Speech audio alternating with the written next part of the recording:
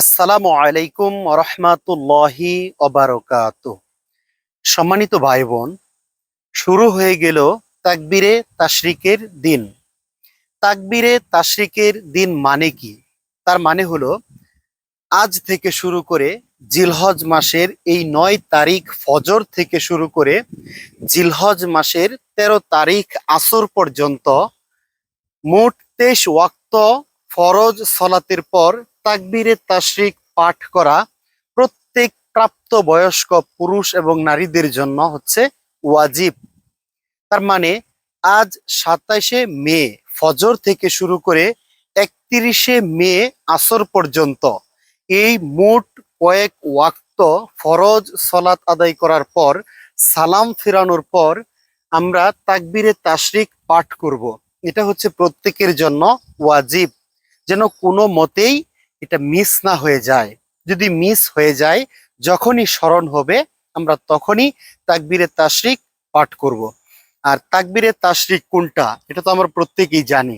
তারপর আসুন জেনে নেই যে আল্লাহু আকবার, আল্লাহু আকবার, লা ইলাহা ইল্লাল্লাহু, আল্লাহু আকবার, আল্লাহু আকবার, ওয়ালিল্লাহিল হামদ। এইটা হলো তাকবীরে তাশরিক।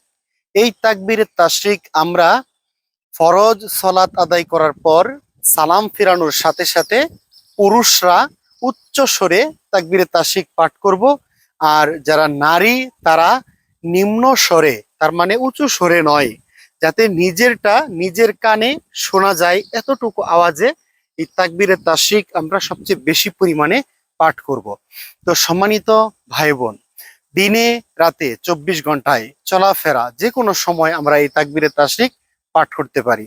আর এই দিনে আমরা সবচেয়ে বেশি মহান আল্লাহ তাআলার কাছে দোয়া করব, যেন আমরা সুস্থ থাকতে পারি, মহান আল্লাহ তাআলার কল্যাণের মধ্যে থাকতে পারি, প্রশান্তির মধ্যে যেন থাকতে পারি, বেশি বেশি যেন আল্লাহ তাআলার ইবাদত করতে পারি, আমরা যেন শিরকের মধ্যে লিপ্ত হয়ে না যাই, আমরা যেন বেদাতের মধ্যে লিপ্ত হয়ে না যাই। তো সর্বোপরি সব দিক বিবেচনা করে আমরা যেন কোরআন এবং সুন্নাহ অনুযায়ী চলতে পারি। আল্লাহ তাআলা আমাদের সেই তৌফিক দান করুন। আমিন ইয়া রব্বাল আলামিন।